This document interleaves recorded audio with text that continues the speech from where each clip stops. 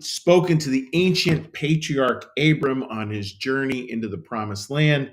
If you're not familiar with that story, it's just a beautiful story that's analogous to a journey we make as well. And this is the line where from God, this is Genesis 15:15. And you, Abram, will come to your ancestors in peace. You will be buried at a good old age. And so much beautiful thing. I love that idea. You will come to your ancestors in peace. That's part of this trajectory of life, is we will come back to our ancestry. We'll come back to it in peace, buried at a good old age. And we go on to look at that from a Christian church perspective. We always look at these in a deeper way and say, okay, so here's what it says on the surface.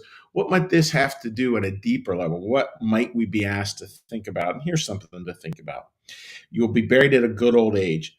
Bodily death is merely a continuation and also a perfection of life. I like that those two together. It's a continuation and a perfection. It is the point at which people who belong to the Lord first come into the enjoyment of everything good. This enjoyment is what a good old age signifies. And it's interesting, right? Like, I have a number of memorial services coming up. And thinking about, what does a good old age signify? And you definitely see that with older folks. You definitely see this enjoyment, that line again, enjoyment of everything good. And that's kind of that grandparent wisdom.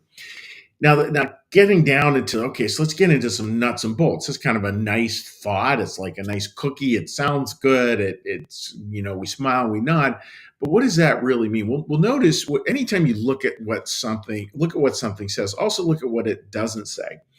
And I was thinking this morning as I was thinking about this particular passage, so much part of life again is that control thing. We're always trying to control more, control more, control more.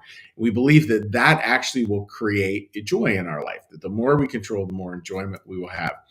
And we tend, not always, but we do definitely tend to find ourselves coming up short that way. I listened to a great little video from Anne Lamott this morning, and it was an essay that somebody shared in our sermon writing team about aging, and about at age 70, like she's realized all she doesn't control. And Anne Lamott has a very, very funny way of saying that. And then there was a little video attached to it. And she had this line where she was realizing like she's constantly trying to help out the people in her lives, constantly trying to help them. And the help is in quotes here, because it's really her agenda. And what she said is, help is the sunny side of control. you gotta love that. Like, help is the sunny side of control. And I think probably we all struggle with that in certain ways. I know I certainly do. I imagine many of you do. Especially when it comes to our kids or somebody who we feel like we've got to take care of. It's like we want to help them, but we have to be so careful that help is really coming with a question mark, and you're like, what does help look like? Versus the statement, this is what help is. It's two different things. And if we're coming to it from this is what help is, that's helping the sunny side of control. It's control and it's our agenda, but it's just got nicer words to it. That's all. But control is always of the ego and not something God is not something God is asking us to do. Like, it is always interesting thinking about the words of Jesus. I don't know a single place where he says you must have control, gain control of your life, my friend. I don't think he ever says that I'm aware of. It's a little, just a little aside. It's a little like he never invites anybody over to dinner to where he's staying. He's always inviting himself over to dinner where other people are, which is, I think, brings a big smile to me. So friends, like, it's a pretty simple lesson here. Like, again, that idea of meeting our ancestors in peace, that idea of finding peace and really coming to enjoying it more, just enjoy life more, like literally come to enjoy the good things in life. So think of it, folks, as like a fork in the road. We come to this idea that we should have lives that are happy and fulfilling. And we can have one root, which is kind of the root of our culture, which is, that, what we need to do is we have to have more control. We have to have more certainty. We have to have more stuff, for North American culture, that tends to be something that fills a lot of spaces. And Lamont, again, in her little video, she said, yeah, I believe that happiness could come with a new rug from IKEA. That's kind of this fork. But then there's another fork where we just breathe and we step back and we really, really just think the enjoyment of everything good, how important that is. I was talking to a friend about this yesterday, and we're talking about family vacations, and getting into the middle age years. So much of enjoying family vacations is this. It's simply like enjoying watching other people together. We don't even have to be part of it per se, even though it's nice to be part of it. It's nice to play the games and to make the puzzles and to go for the walks. It's nice to do all that. But the real joy actually starts to come from simply watching. I know I have adult children and a couple of wonderful teenage stepsons, and it's wonderful to watch them do their thing together. I mean, it really is a beautiful, very fulfilling thing to be part of and to see.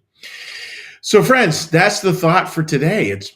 It's pretty simple, which is, really work at enjoying life more. Don't work at controlling it more. Just try to switch as best we can into just that witnessing mode of like, yeah, I'm just going to take a minute and witness. Now, again, many things we have to control. I think for a young person to not kind of go down that control alley at least a little bit in their lives probably is not going to serve them terribly well. There's a time and a place where it serves well, and there's a time and a place where we need to let it go. And if wherever you are, my guess is probably most people watching this are sort of at that more along the letting it go stage versus the need to control everything stage. Just let that happen and yeah, see what shows up. It's good because there's so much to enjoy. So today, enjoy it more. That simple. All right, dear friends. Now we're going to shift gears. And the way we shift gears here at New Church Live is very simple, is we do a little meditation, a little prayer, a little blessing, and we will start with our trusty rusty prayer bell, which you just listen to and allow that to just calm you. What you do is we'll take a breath together, and then you listen to the bell from start to finish and just focus on the bell. That'll take your focus off of your thoughts. So you ready? Let's get a big breath.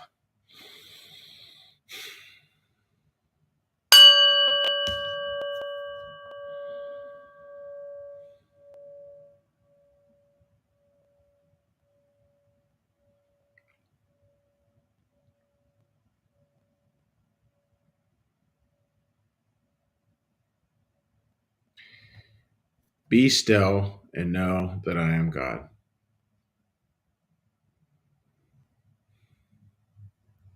Be still and know that I am.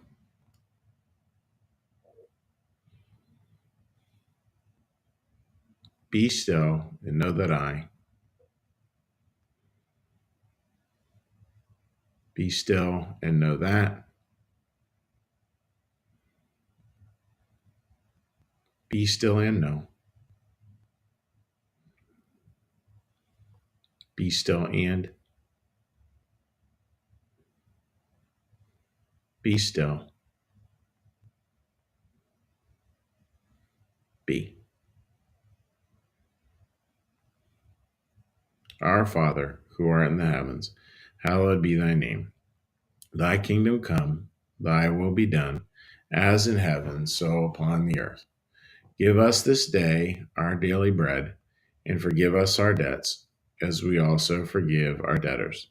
And lead us not into temptation, but deliver us from evil. For thine is the kingdom, and the power, and the glory forever. Amen. May the Lord bless you and keep you. May the Lord make his face to shine upon you and be gracious unto you. May the Lord lift up his countenance upon you, bring you peace, and bring you home. Amen. All right, dear friends, let's take a little look at social media and say hello to folks. Again, I hope you all have a most wonderful day ahead of you. And let's see more comments here. Day. All right, Marcus, good morning to you. Linda, good morning to you. Tori writes, good morning. How is everyone today? And I hope all of you are doing well. And yes, the bell is kind of fun. We had a funny one last night. Tori, we had a small group last night, and I decided to ring the bell for the group. And there was a filter on the computer somehow that shut out the bell sound, which was kind of funny. So they all started laughing, saying, there was a bell. And I said, yes, there was. anyhow, brings a lot of giggles. All right, dear friends, let's flip over here. See if there's any more comments over here. Yeah, we got some more comments over here.